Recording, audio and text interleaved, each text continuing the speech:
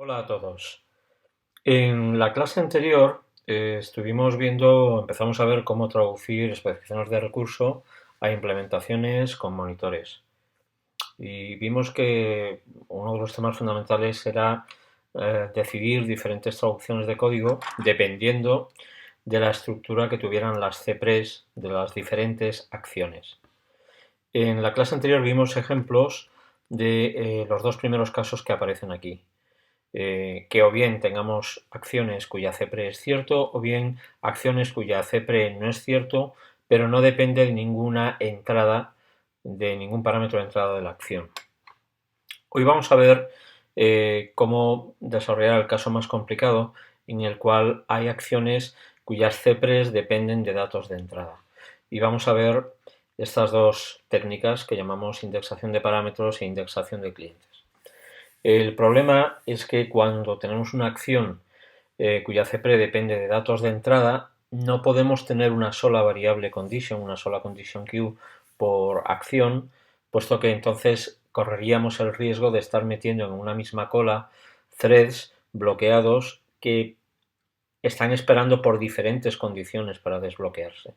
Entonces, si desbloqueáramos a un thread de esa cola, habría que volver a evaluar su CPRE para saber si debe continuar y en caso contrario volverlo a encolar. Y esto ya vimos que podía traer unos cuantos problemas. Entonces, estos dos métodos, realmente el de indexación de parámetros, el que vamos a ver primero, es un caso particular que no es de aplicación universal. Sin embargo, el de la indexación de clientes sí lo es. Lo que pasa es que hay muchos casos en la práctica que pueden ser resueltos por el método de indexación de parámetros y por tanto es interesante que lo veamos. En cuanto al ejercicio práctico de las entregas 8, 9 y 10, el multialmacén se puede resolver por ambos métodos. Y de hecho es recomendable que lo intentéis, bueno, lo podéis enviar por uno de ellos, pero es recomendable que lo intentéis de las dos maneras y de hecho en la clase en la que pongamos esta entrega en común, nosotros lo vamos a resolver de ambas maneras. Bueno, vamos a ver primero en qué consiste esto de la indexación de parámetros. Brevemente, diríamos que la indexación de parámetros es una técnica que consiste en que si tenemos CPREs que dependen de uno o varios parámetros de entrada, generaríamos una condition por cada una de las posibles combinaciones de esos valores. Lo que pasa es que exactamente eso no es así. Vamos a ver que hay ejemplos, y el de la entrega 8, 9 y 10 es uno de ellos, donde hay CPREs que dependen indirectamente de algunos valores de entrada, pero no dependen exactamente de su valor, sino de cierta propiedad de esos valores. Y eso nos permite colapsar casos y utilizar menos variables condition de las que parecería a simple vista. Entonces, eh, concretamente, ¿cómo podemos generar o saber qué conditions necesitamos a partir de un método, de la CPRE de un método? Es un poquito más complicado. Lo he intentado resumir aquí, no os asustéis mucho por las fórmulas, porque realmente lo que están diciendo es una cosa bastante sencilla. Vamos a suponer que tenemos aquí una acción con su patrón de llamada, su pre y su cpre. El resto, lo que es la post, nos da igual, puesto que aquí estamos hablando simplemente de cómo gestionar los bloqueos.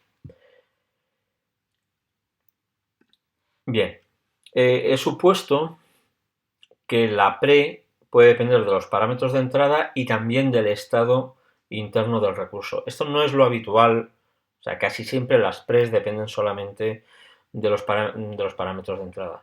Pero hay algún caso que veremos en los que también podrían depender, ¿no? Entonces, en general, la pre será una fórmula lógica que depende de unas cuantas variables de entrada y quizás del estado interno. Mientras que la cpre puede depender de parámetros de entrada, puede depender del estado interno y puede que haya unas variables en las que devolvamos cosas que no nos interesan demasiado pero que están por ahí.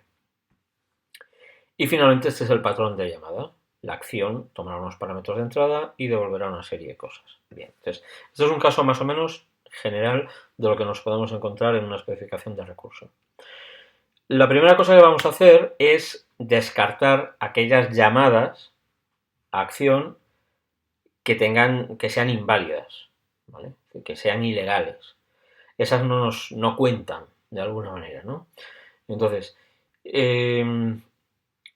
vamos a decir que una llamada es legal si hay alguna combinación de los valores de entrada que pueda satisfacer la pre, ya sea porque la pre no dependa del estado o bien haya algún estado del recurso en el cual la pre se pueda hacer cierta para esos valores de entrada. Entonces, formalmente, la instanciación de los parámetros de entrada será una sustitución que toma valores en este vector de variables y la instancia será la sustitución aplicada al patrón, ¿vale? Entonces, si para esa instancia hay algún valor del estado del recurso que haga que la pre se cumpla, consideraremos que esa llamada es legal. Si para esa combinación de valores pues no hay forma de hacer cierta la pre, descartamos, consideramos que esa es una llamada ilegal y por tanto nos olvidamos de esas posibles llamadas. Entonces, vamos a centrarnos solamente en llamadas que sean legales.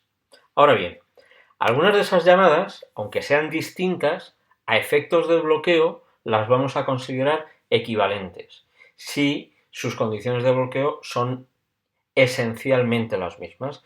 ¿Y esto cómo lo formalizamos? Bueno, pues si tenemos una llamada que es sigma 1, una sustitución aplicada al patrón, y sigma 2 aplicado al patrón de llamada, es decir, si tenemos dos llamadas legales, diremos que son CPRE equivalentes si el resultado de aplicar esa instanciación a la CPRE son dos fórmulas lógicas que coimplican, son la misma fórmula lógica. Es decir, esas dos llamadas son equivalentes en el sentido de que tienen las mismas CPREs.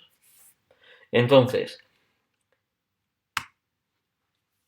esto lo que nos va a querer decir es que esas dos llamadas, aunque sean distintas, sí las podríamos bloquear en la misma condition queue, porque a la hora de desbloquearlas tenemos que comprobar la misma condición booleana. Entonces, dicho de otra manera, lo que haríamos sería coger ese conjunto de llamadas legales, calcular, digamos, sus clases de equivalencia en cuanto a la CPRE equivalencia, y si ese conjunto de clases de equivalencia pues es finito y es manejable, pues pondríamos una condición para cada uno de ellos y eso sería lo que utilizaríamos para los bloqueos, ¿vale? Obviamente esto es útil, por ejemplo, cuando tenemos parámetros de entrada que son numéricos en un rango o que toman un número finito de valores y entonces lo que nos va a salir de ahí pues son arrays, ya sea unidimensionales o bidimensionales, de variables condition. En ese caso, esta técnica pues, puede ser muy útil, ¿no? Vamos a ver un ejemplo concreto de cómo se hace esto. Todos recordamos el ejemplo del puente en un solo sentido, el de la entrega 7, y ahí recordáis que teníamos dos entradas y dos salidas. Entonces, el método solicitar entrada podía ser solicitar entrada sur o solicitar entrada norte. Y el notificar salida, pues lo mismo. Puede ser notificar salida sur o notificar salida norte. O sea que realmente, aunque sean dos posibles llamadas, dos acciones, hay 2 por 2. Hay 4 posibles llamadas. En este caso es una posible implementación la que utiliza números positivos o negativos. 0 significa que el puente está vacío. Un número positivo significa que hay coches que van de la entrada sur a la salida norte y un número negativo significa que hay coches que han entrado a la salida norte y van en sentido norte-sur. Bien, entonces con esta especificación la operación que puede bloquear es solicitar entrada. Entonces, ¿qué haríamos para saber cuántas conditions necesitamos para implementar solicitar entrada? Bueno, aplicamos lo de la transparencia anterior. En este caso, la fórmula phi es esta de aquí, y los posibles valores que puede tomar E son o E vale N o E vale S. Entonces, tendríamos esta posible sustitución y esta posible sustitución. Si cogemos el patrón de llamada solicitar entrada E y aplicamos todas las sustituciones posibles, tendríamos a la hora, es decir, y cogemos esa sustitución y la aplicamos a las CPRES, pues ¿qué ocurre? Al sustituir E por S en esta fórmula de aquí, se nos queda esta fórmula de aquí que se simplifica. Esto es cierto, esto es falso y entonces esto se simplifica a esta fórmula de aquí. Si aplicamos el otro patrón, la otra sustitución al patrón de llamada y a la CPRE, al aplicarlo en la CPRE tenemos esta fórmula de aquí que se simplifica a esto. Vale, entonces, ¿qué hemos obtenido? Bueno, como estas dos fórmulas no son equivalentes, quiere decir que estas dos llamadas no son CPRE equivalentes y por tanto no se pueden meter en la misma condición si bloquean. Pero sabemos que no hay más combinaciones posibles, así que la implementación correcta sería con dos condition queues. Una para el caso en el que la entrada es S y la condición que hay que comprobar es esta, y otro para cuando la entrada es N y la condición que hay que comprobar es esta. Y utilizaríamos estas dos condiciones booleanas tanto a la hora de hacer el await como a la hora de hacer el signal. Vamos a verlo en un ejemplo completo. Bien, el ejemplo que hemos escogido para ilustrar esta técnica también lo hemos visto en sesiones anteriores y es el ejemplo de los filósofos que están todo el rato comiendo, los dining philosophers. Y bueno, os recuerdo, tenemos 5 personas que, para darle algo de realismo, son filósofos de diferentes épocas que comen espagueti sin parar en una mesa redonda. Es muy realista el ejemplo.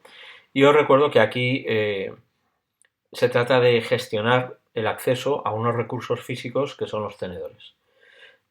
Son filósofos tacaños y entonces solamente tienen 5 tenedores para 5 personas y cada filósofo debe tomar acceso a ambos tenedores al lado de su plato para poder comer. O sea que, por ejemplo, podríamos tener comiendo, no sé si es Sócrates o Platón, al mismo tiempo que Descartes está comiendo, pero entonces estos dos de aquí, no sé si es Voltaire, ¿quién es? Pues no podrían, los otros 3 no podrían comer. En un momento determinado, obviamente, solamente pueden comer dos filósofos. Bien.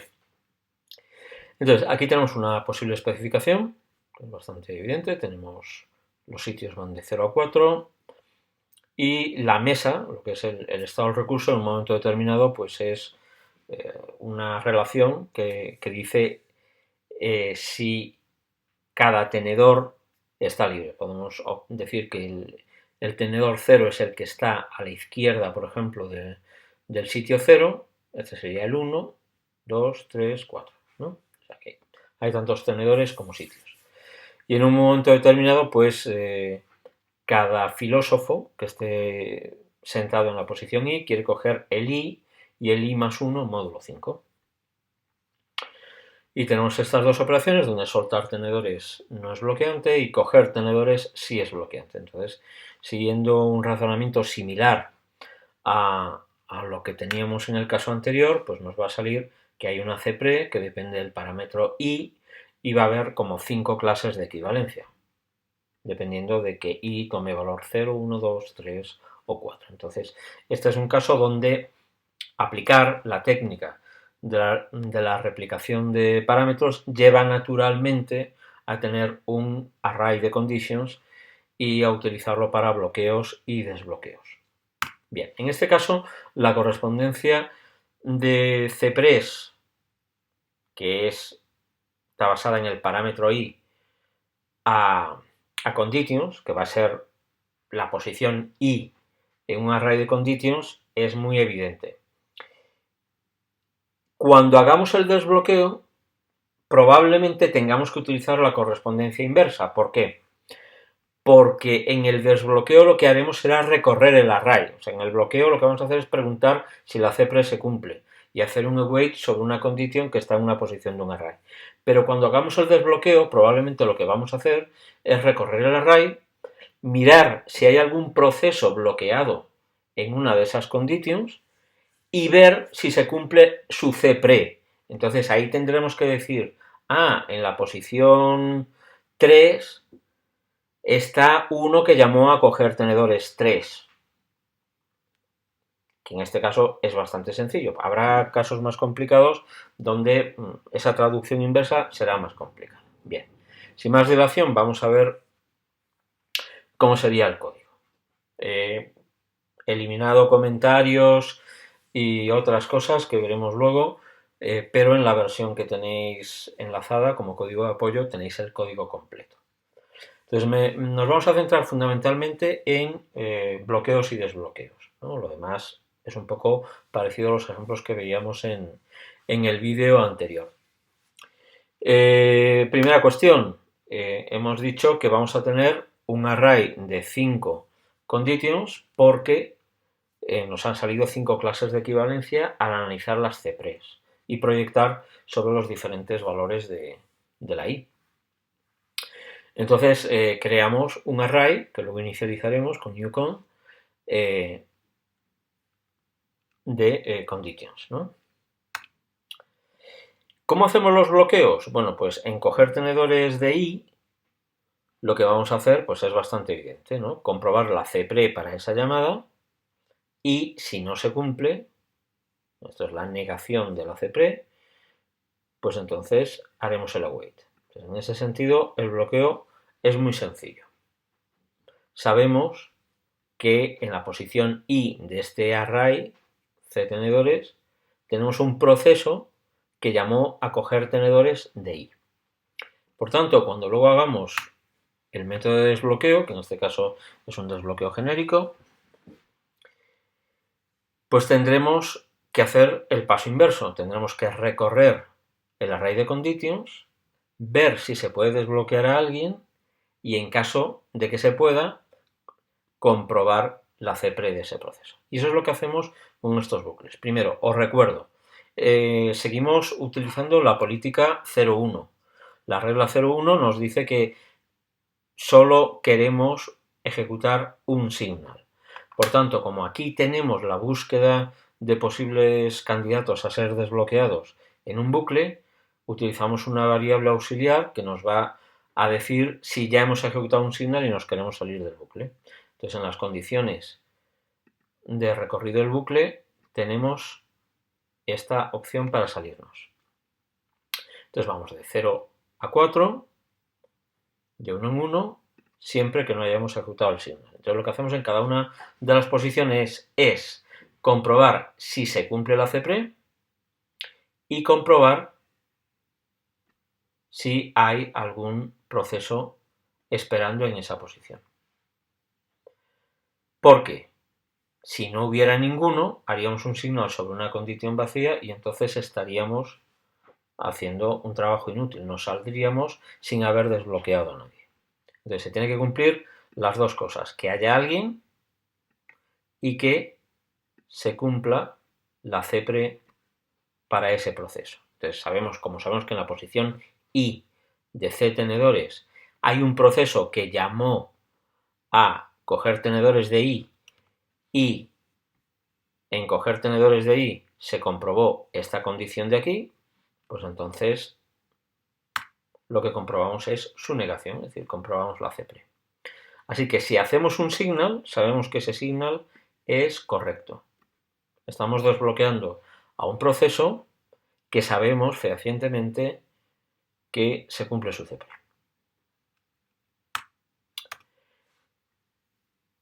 Y ponemos señal ejecutado true para no hacer trabajo de más, que sería hacer un segundo signal que nos daría una serie de problemas. Bien, pues hasta aquí lo que sería la técnica de indexación de parámetros.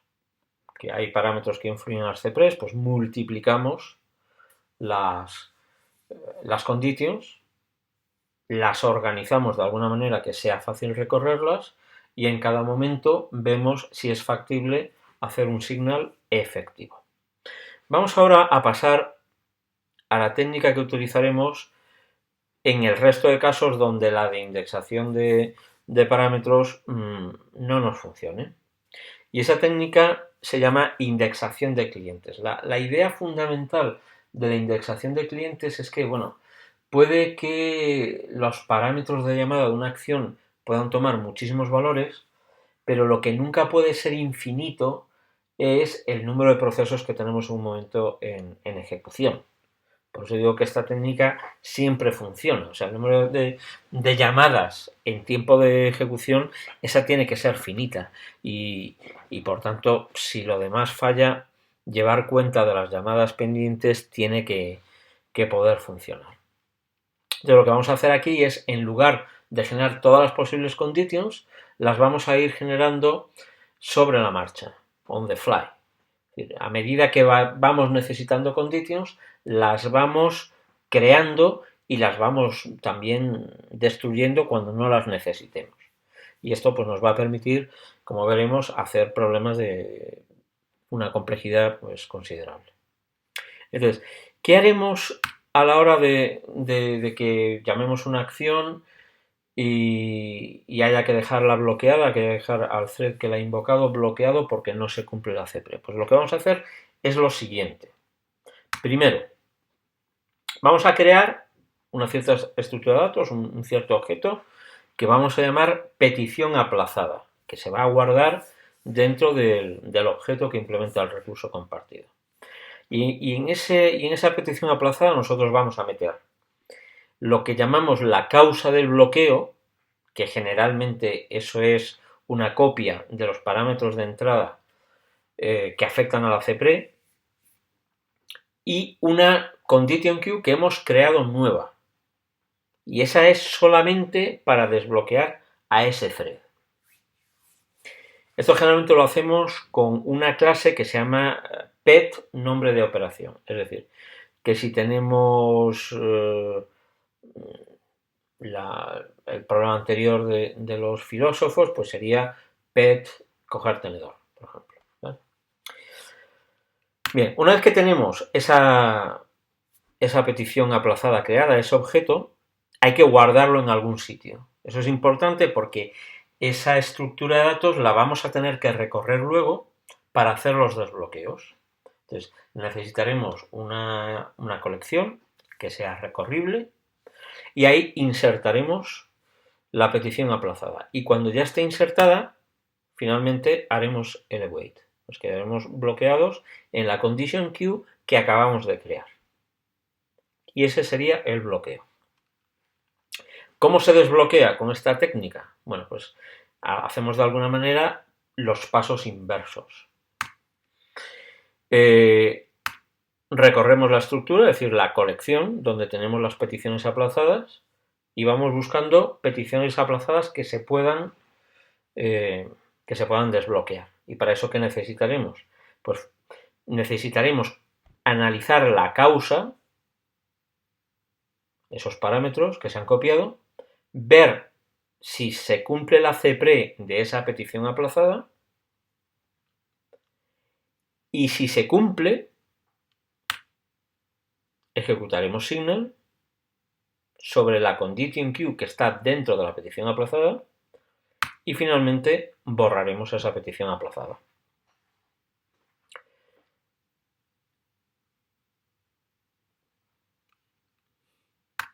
Bien. Luego en la práctica esto deja cierta libertad, deja mucha libertad a la estructura de datos que vamos a utilizar, a cómo la recorramos. Esto es digamos, un esquema de cómo hacer las cosas, más que una receta completamente cerrada.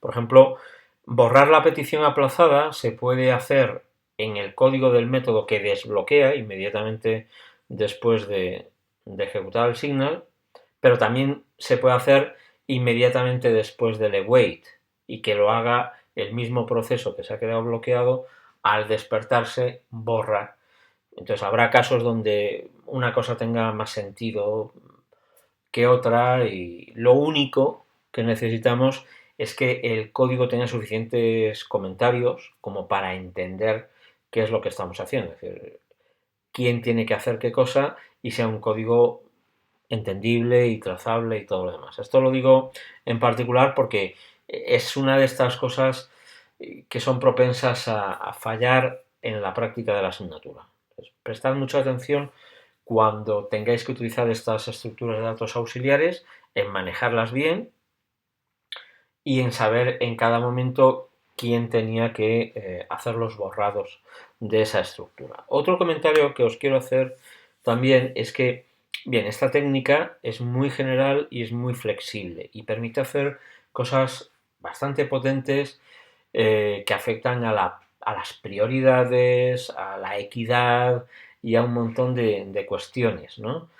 Entonces, uno puede tener una estructura muy sencilla, como una cola, para guardar peticiones aplazadas, o puede tener una tabla cuyas claves son las causas, o podemos tener colas con prioridad, es decir, cada problema pide una estructura diferente. En cualquier caso, el consejo que os damos, tanto para la práctica como para la entrega 9, como en general en vuestra vida, es que intentéis hacer primero una solución lo más sencilla posible, que utilice una estructura muy tonta, porque lo vamos a probar con un volumen de datos pequeño, y cuando ya hayamos conseguido una solución correcta, en el sentido de que los desbloqueos son seguros y los desbloqueos son completos, a partir de ahí ya admitimos cualquier posible optimización. Pero no intentéis optimizar antes de tiempo, no intentéis utilizar una estructura, un árbol equilibrado, no sé qué, en la práctica que os va a retrasar el tener un prototipo funcionando y os va a añadir errores que van a ser más difíciles de entender que si utilizáis un código sencillo con una estructura de datos sencilla. ¿Vale? Entonces vamos a ver un ejemplo completo. En este caso, el ejemplo es un problema que se llama el de las alarmas o el termostato, el control de temperatura, etc. Bien, os cuento un poco de qué va este problema porque a lo mejor no lo habéis visto en clase. Se trata de una especie de sistema de supervisión de temperatura automático de una sala. Entonces, tenemos por una parte un proceso que lo que hace es actualizar periódicamente la temperatura que tenemos medida. Entonces, cada X milisegundos toma la temperatura y la notifica. Y ahí tenemos esta operación notificar que tiene como dato de entrada una temperatura. Por simplicidad vamos a suponer que las temperaturas son números enteros que van de -10 a 50. Vale. Y luego lo que hacemos es programar una serie de alarmas sobre diferentes rangos de temperatura. ¿Qué sentido podría tener esto? Bueno, pues por ejemplo, podríamos tener un proceso actuador que lo que está mirando es que haga frío.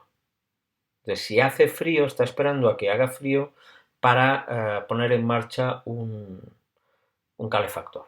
Entonces, el proceso ACT1 lo que haría es estar en un bucle, llamar a detectar de -10,5, va a quedarse bloqueado mientras la temperatura no esté en ese intervalo, pero si en algún momento la temperatura baja por debajo de 5 grados, pues va a despertar, va a darle al botón, digamos, de, de la calefacción. Esta operación devuelve la temperatura que hace un momento determinado y va a volver a intentar detectar. Y podemos tener otro actuador que lo que hace es ver si la temperatura es demasiado caliente y tiene que poner unos ventiladores o unos refrigeradores en marcha. ¿Vale? Entonces, una posible especificación la tendríamos aquí. Obviamente la operación notificar no es bloqueante, pero la de detectar sí es bloqueante. Uno detecta con un mínimo y un máximo, devuelve el valor actual y necesitamos que la temperatura esté en ese rango. Entonces, claro, ¿qué ocurre aquí?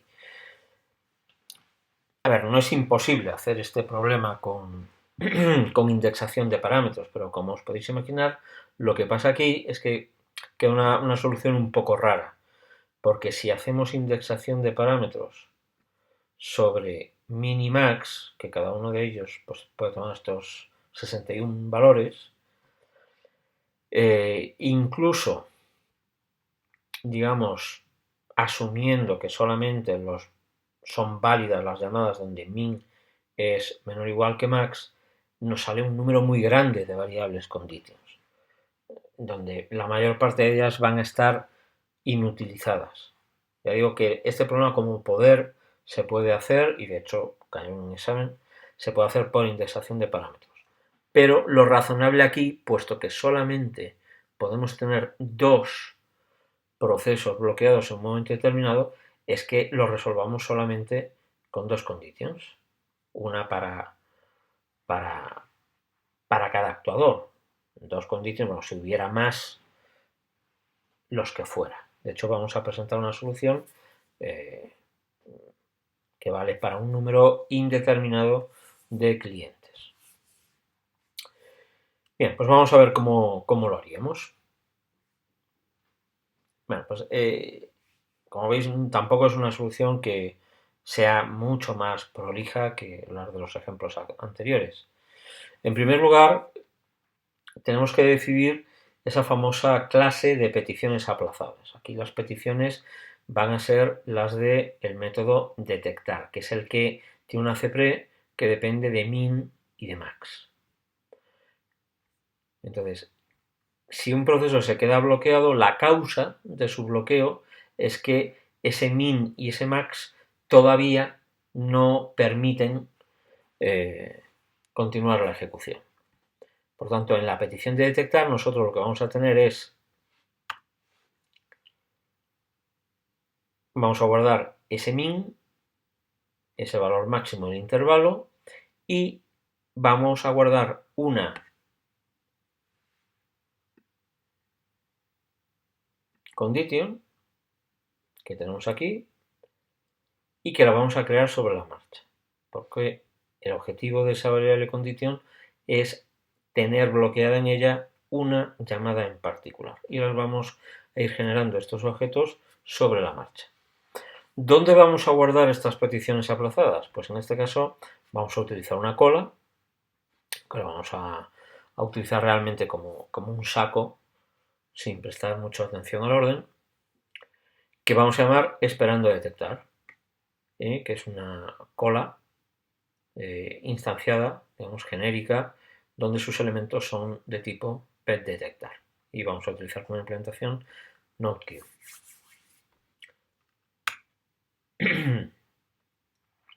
Vamos a ver cómo haríamos ahora el código de bloqueos. Desde el código de bloqueos, os recuerdo, si tiene que bloquear, si no se cumple una CPRE, vamos a crear un objeto petición aplazada. Vamos a meter ahí las causas, vamos a crear una condition. Esto todo lo hace el constructor de PetDetectar. Como ya hemos dicho que el constructor se va a encargar de dar estos dos valores y de crear la variable nueva, pues eso todo lo hemos metido en este constructor de aquí. Siguiente paso,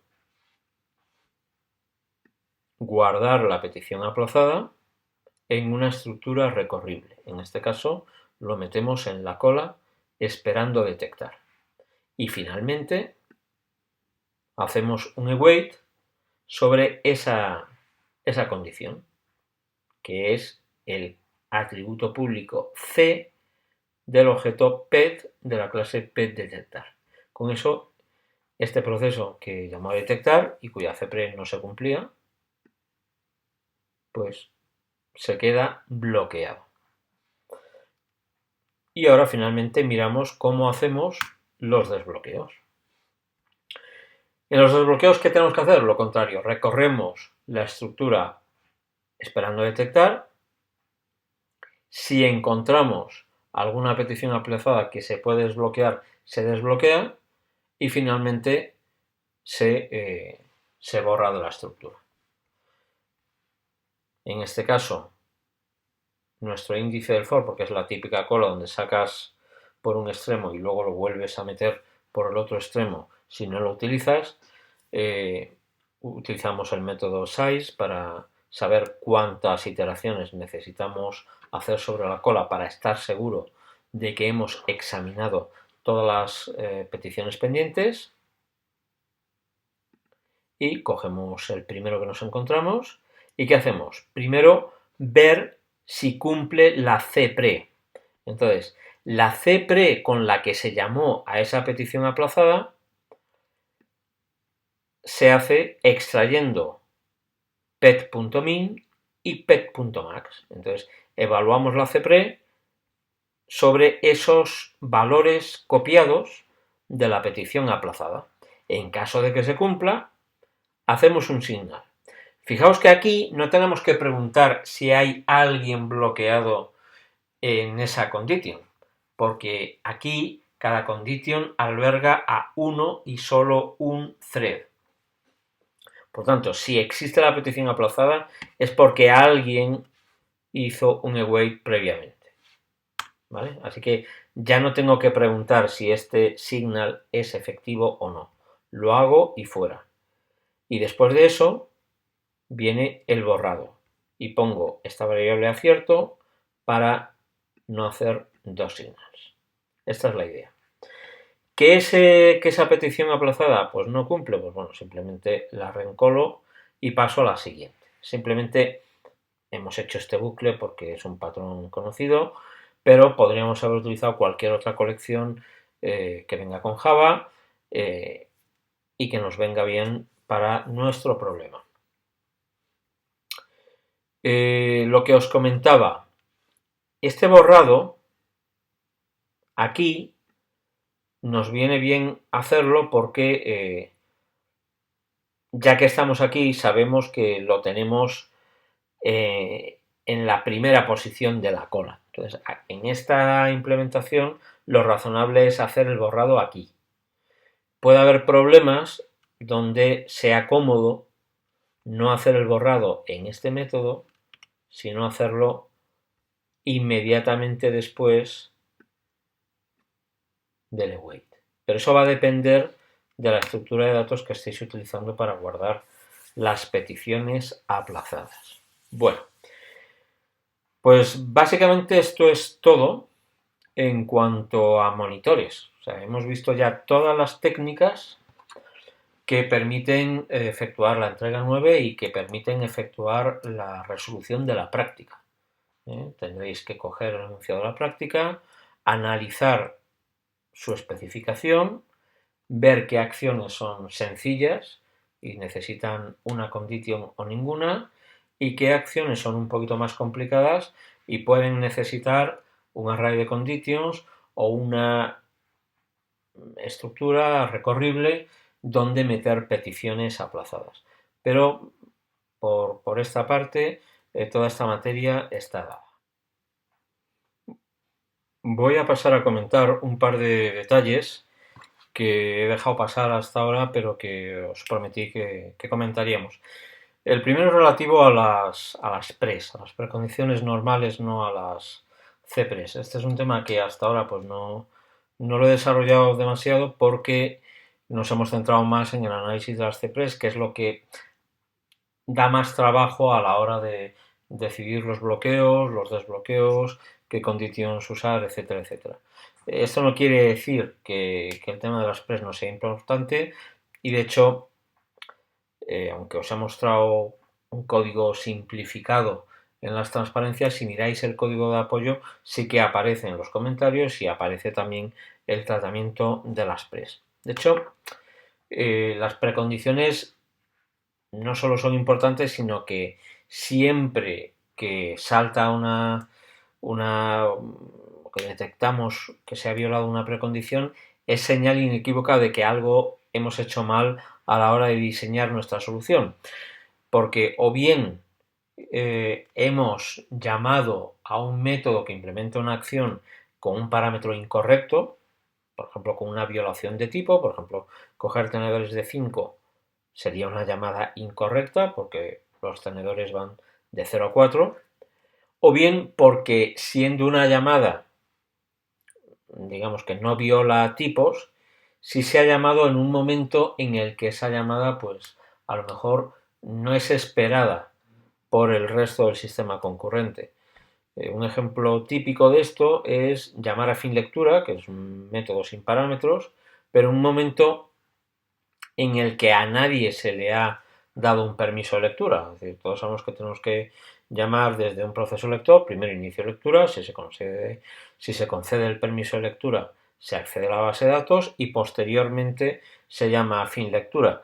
Si invocamos fin lectura siendo el contador de lectores 0, es que necesariamente algún proceso ha llamado a fin lectura sin haber ejecutado previamente inicio lectura, o bien algo se ha descabalado en el contador de lectores, pero desde luego es una señal clara, inequívoca, de que la solución no está bien hecha. Entonces, generalmente, en un caso así, tendríamos que detectarlo primero y muy probablemente abortar ese programa.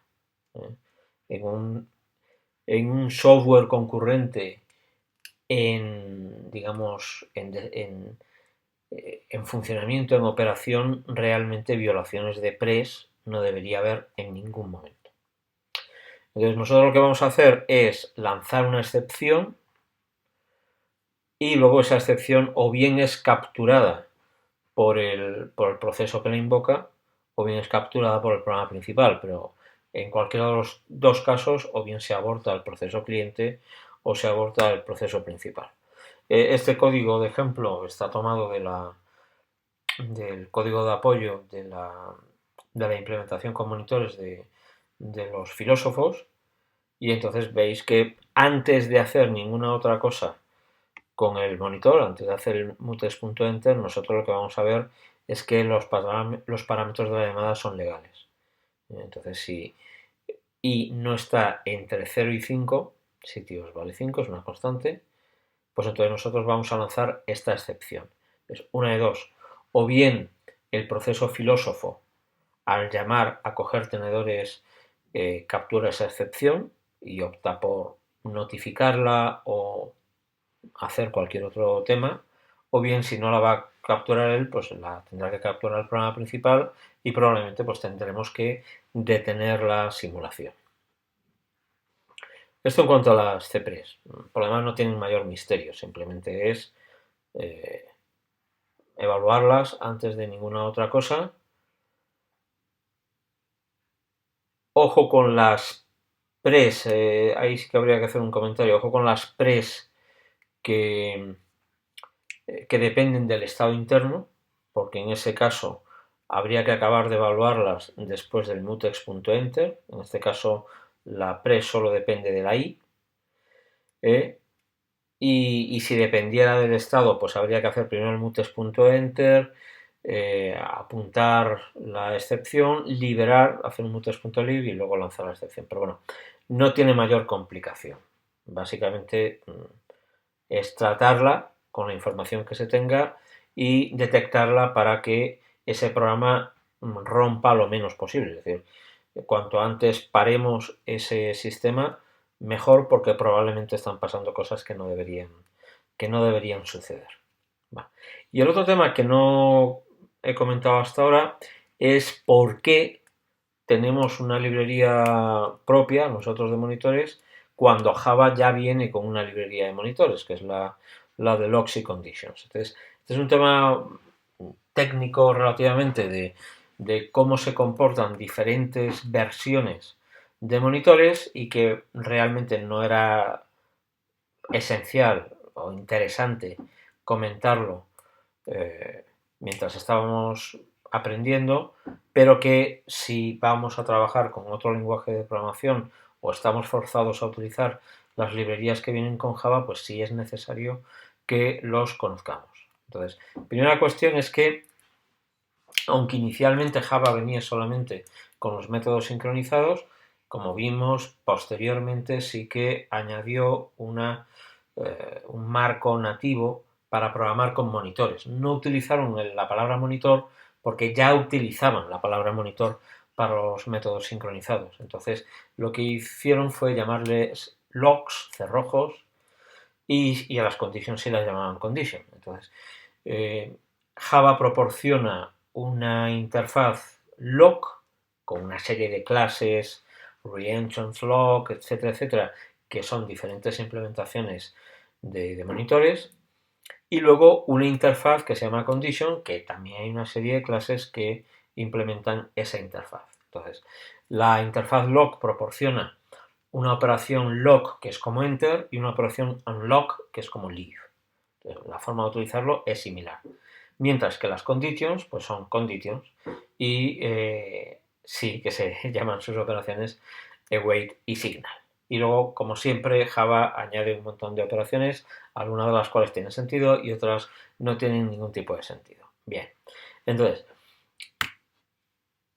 ¿qué sucede con las diferentes implementaciones de monitores? Bueno, lo que ocurre es que cuando se propuso el mecanismo de monitores, no se acabó de definir exactamente qué pasaba con el signal. Concretamente, qué pasaba cuando uno hace algo, uno acaba de hacer un signal y quiere hacer otras cosas, ¿no? Entonces ahí se plantearon diferentes posibilidades de cómo deberían comportarse eh, los monitores, y esto es lo que se llaman políticas de señalización o signaling policies. Entonces, por ejemplo, hay una política que es la más restrictiva de alguna manera, que es que el que hace signal se va. O sea, el signal lleva implícito un exit del código de dentro del monitor. Entonces, si haces signal, ya no puedes hacer un segundo signal porque el signal ya te ha echado fuera.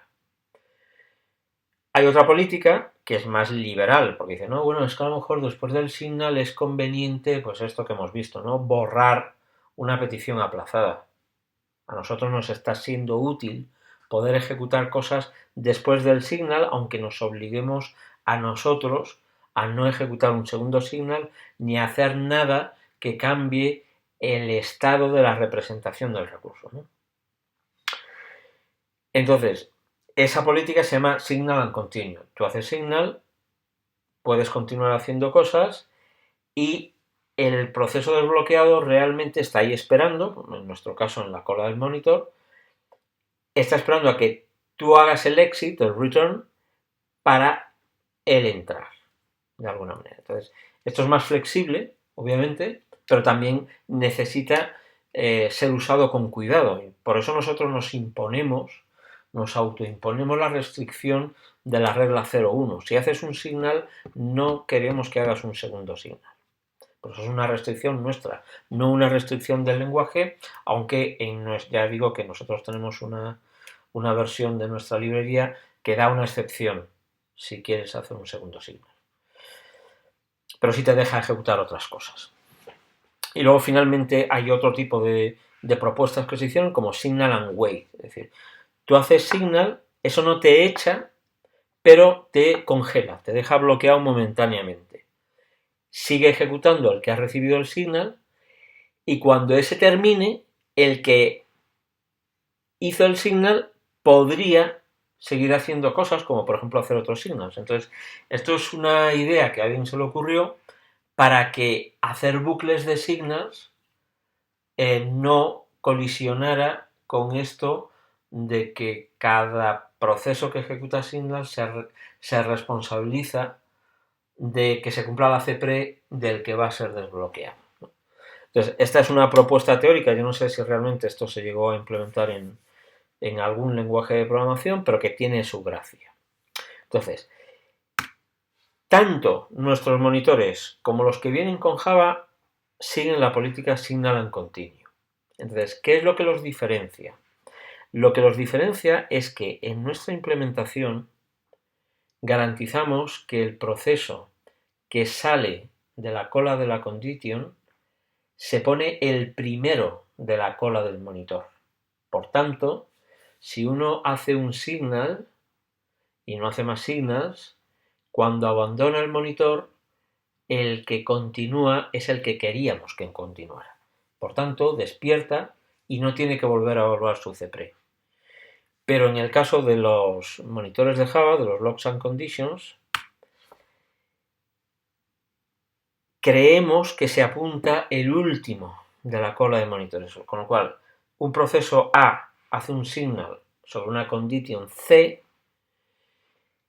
en la que hay un proceso B, digamos, y ese se pone a la cola de quizá otros procesos que estuvieran esperando por hacer mutex enter.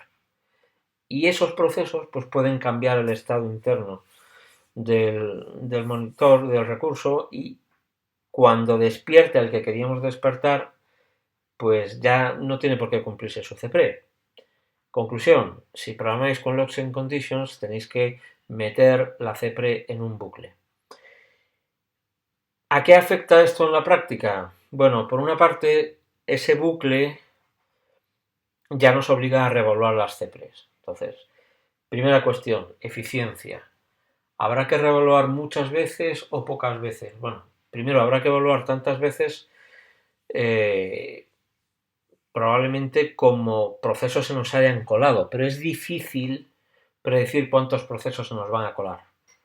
Porque la primera vez que reencolamos un proceso, hemos dejado pasar a varios que estaban en mutex.enter, pero si nos ponemos los últimos y esos otros procesos hacen otros signals, se nos pueden acabar colando más procesos. Entonces, es un poco complicado. Afecta tanto a la eficiencia como al razonamiento sobre ausencia e inanición, y realmente no hay ninguna ventaja clara de por qué decidieron implementar los monitores de esa manera, tal como pasa con otras decisiones tomadas en el desarrollo del lenguaje Java. Y bueno, esto es todo en cuanto a monitores. Esto da por terminada la teoría del tema de monitores.